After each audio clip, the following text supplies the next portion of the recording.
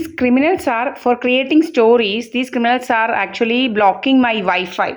So that Sahadev Mandir, that will not, I am not using that, okay, for creating such stories, nasty stories.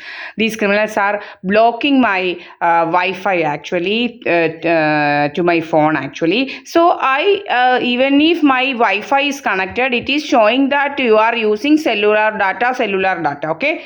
This is how these criminals are creating nasty stories. These criminals are doing so many criminal activities, like trying to corrupt my SD card, trying to block my this Wi-Fi using interferences and that, and so many such ways actually for creating nasty stories. But I am always here. This is my house actually. These criminals are always trying to create nasty stories. Even if I am sitting here under this camera, these criminals are creating fake stories that I am somewhere else. So I am not at all. My house is having like 6, 7, 8 rooms plus washroom, this and that. So these criminals, whenever I go here and there, these criminals are here and there. These criminals are creating nasty stories. Okay, ഇവരിങ്ങനെ നോക്കിയിരിക്കുക നാറികൾ.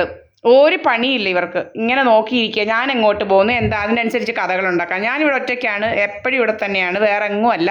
ഇവന്മാരിങ്ങനെ കഥയുണ്ടാക്കി ഇങ്ങനെ നാണോ മാനോ ഇല്ലാതെ നടക്കുകയാണ്. ഇങ്ങനെ കണ്ടവരെ വെച്ച് പുട്ടടിച്ച് നടക്കുന്ന ഇത് അടുത്ത ജന്മത്തിൽ തന്നെയല്ല, എന്താ ഇങ്ങനത്തെ ബാഡ് കർമ്മ കൊണ്ട് ഇവളുമാർ നശിച്ച് നാറാണക്കല്ല് വെച്ച് പോത്തേ ഉള്ളൂ. നശിക്കാനുണ്ടായ ജന്മങ്ങൾ, മറ്റുള്ളവരെ കൊന്നും കൊലവിളിച്ചും തിന്നുന്ന തെണ്ടികൾ, 3 കോടി കണ്ടവൻ്റെയൊക്കെ ഇത് വെച്ച് എടുത്ത് തിന്നവരുടെ സ്ഥിതി നിങ്ങൾ ആലോചിച്ച് നോക്കുക. ഇവനൊക്കെ എന്തായിട്ട് ജനിക്കാൻ പോകുന്നു എന്നുള്ളത്. ഇവനൊക്കെ വെറും തേർഡ് റേറ്റ്സ് ആയിട്ട് ജനിക്കത്തുള്ളൂ. ഇതിലും വലിയ തേർഡ് റേറ്റുകളായിട്ട് ജനിക്കും, കടക്കാരായിട്ട് ജനിക്കും, ഈ വികലാംഗരും ഇവരും ഒക്കെ ആയിട്ട് ജനിക്കും.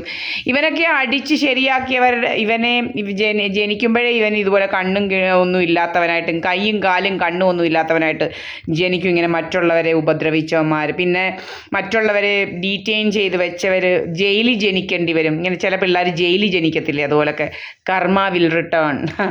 ഇപ്പോഴും അതുതന്നെയാണ് പറയുന്നത്. നമ്മുടെ യജ്ഞാചാര്യൻ പറഞ്ഞുകൊണ്ടിരിക്കുന്നത് അതാണ്, ഇതെല്ലാം കർമ്മമുണ്ട്, മനസ്സിലായില്ലേ? നീ ഇവനൊക്കെ ഒരു നല്ല കർമ്മം പോലും ചെയ്തിട്ടുണ്ടാവത്തില്ല ഈ ജന്മത്ത്, ഒരു നല്ല കർമ്മം പോലും. ഈ കർണൻ ചോദിച്ചില്ലേ, നിരായുധനായ, ഇപ്പം ഭഗവാൻ പറയുന്ന കേട്ടി യജ്ഞാചാര്യൻ, നിരായുധനോട് കൊല്ലാൻ പാടില്ല എന്ന് ഭഗവാൻ അറിയത്തില്ലേ? ഭഗവാൻ എന്തുകൊണ്ട് അപ്പോൾ അഭിമന്യുവിനോട് നീ എന്തുവാ ചെയ്തതെന്ന് ചോദിക്കുന്നു, മനസ്സിലായില്ലേ?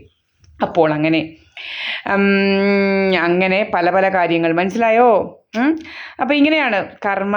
ഇവരെല്ലാം നശിച്ച് പൂർവ്വ പുണ്യം എന്ന് പറയുന്ന ഒന്നും ഇവർക്കില്ല. തെണ്ടികളാണ്, വെറും തേർഡ് റേറ്റ്സ് ബാസ്റ്റേഡ്സ്. അടുത്ത ജന്മവും ഇനി വരും ജന്മങ്ങളിലെല്ലാം ഉഴന്ന് ജനിക്കാനായിട്ട് പിറന്ന കുറേ തേർഡ് റേറ്റ് ക്രിമിനൽസ്. അത്രയേ ഉള്ളൂ.